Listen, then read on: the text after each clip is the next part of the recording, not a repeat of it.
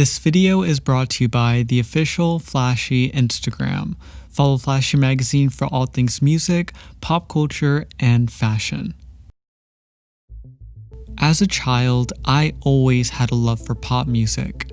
There was just something about a catchy melody and an upbeat tempo that allowed me to escape from the dark realities of my childhood. I never had to think too hard about the lyrics cause it was usually about the feeling of having fun. And to be honest with you, I don't think there will ever be a better time in pop music than in my youth. Scrolling through old YouTube videos and finding songs I simply forgot existed is a dopamine hit like no other. At least that's how I used to feel. Until last weekend when I was randomly recommended the 1997 smash song Barbie Girl. At first, I was transported back to being 8 years old and thinking this was an innocent song about a children's toy. But this time I started to listen to the lyrics, and after about a minute of listening, I realized that this was the most perverted song of my childhood. With lyrics like "You can brush my hair, undress me everywhere," I was shocked and I had to get to the bottom of how this song was ever made and marketed to children. In this video, we're going to be taking a look at that 90s hit song, as well as discuss the dark history behind the Barbie franchise. Let's get into it. This is Aqua. They're a Danish pop group consisting of 2 vocalists and 2 producers. They're also the individuals responsible for creating the Barbie Girl song. Despite having initial success in Europe from previous singles, it wouldn't be until the novelty track that they would experience international success. The song shot up to number 7 on the Billboard Hot 100, becoming the fastest growing debut from any group. It was a pop cultural phenomenon to say the least, and like with most phenomenons, it divided people. Some thought it was the greatest pop song to ever live, while others thought it was the worst. There's no denying though that Aqua was attempting to make some sort of commentary about Barbie's luxurious lifestyle. For those of you who don't know, Barbie is a fashion doll company founded by a woman named Ruth Handler. After watching her daughter play with paper dolls, she realized that her daughter's roles were limited to just being a caregiver or mother. She created the Barbie doll as a way for her daughter and other young girls to see all the different careers they could choose. The first Barbie went on to sale on February 13, 1959 for just $3. And over the years, the Barbie company would continue to grow with Barbie's friends and her boyfriend Ken. Despite the company's humble beginnings, parents and feminists alike have criticized the Barbie doll for its lack of diversity and unrealistic body proportions. In fact, according to research, if Barbie was a real person, she'd have to stand on all fours and wouldn't be able to lift her head.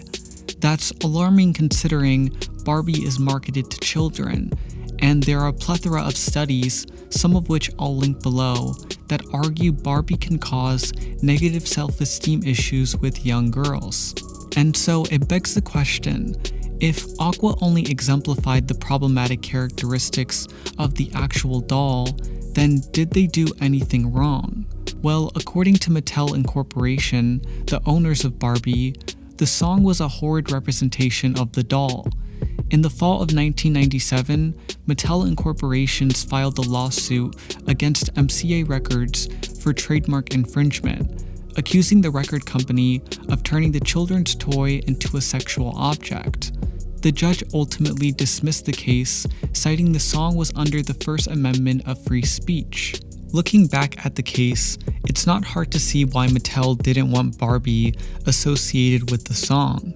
Its lyrics follow a conversation between Barbie and Ken in a very sexual and risky manner.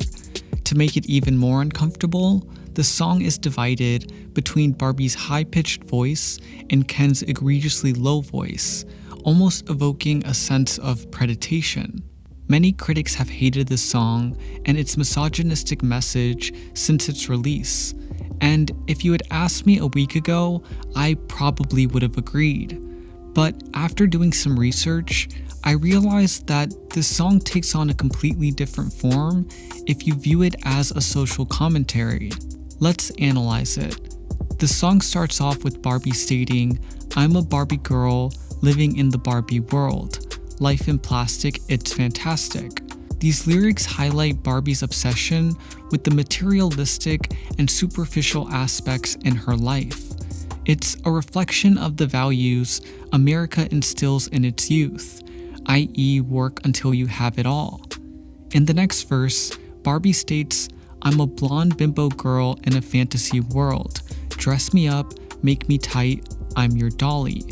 Ken then replies, "You're my doll, rock and roll, feel the glamour in the pink." These lyrics introduce a traditional and Western dynamic between the couple, one where the woman is expected to be a clueless blonde reduced down to nothing but a sexual object. This type of character is exemplified in popular culture all the time, how Paris Hilton and the Kardashians built their brands off of it. By the end of the song, Barbie tells Ken, "Undress me everywhere." This could be an allusion to the glamorized promiscuity of young girls in this day and age. Essentially, this song did a better job at showcasing that young girls are being over-sexualized than the movie Cuties. At the end of the day, we're brought back to the original question of whether this song is a social commentary or not. And after about a week of research, I can confidently say that I simply don't know. Aqua never directly confirms or denies a certain interpretation of the song. The song, in a sense, is a paradox, as it promotes Barbie's materialistic lifestyle, but also shames her for it. It's definitely the most interesting song of my childhood, and I'd love to hear your interpretation down below in the comments. Thank you so much for watching. If you enjoyed this video, I'd really appreciate it if you liked, comment, and subscribed, as it really helps the algorithm get this video to as many people as possible. I want to give a quick shout out to my patrons Jeremiah, the Sharonator, Colin, and Sub-Zero. Your support means the world, and it's been really helping me run this channel more smoothly, so thank you from the bottom of my heart. If you would like to become a patron, then head down to the description of this video. For a monthly contribution, you can help support the channel and in return get some cool perks such as viewing my videos early and voting on monthly topics. That's all I got for this week. Thank you guys so much for watching, and I'll catch you guys with the next video real soon.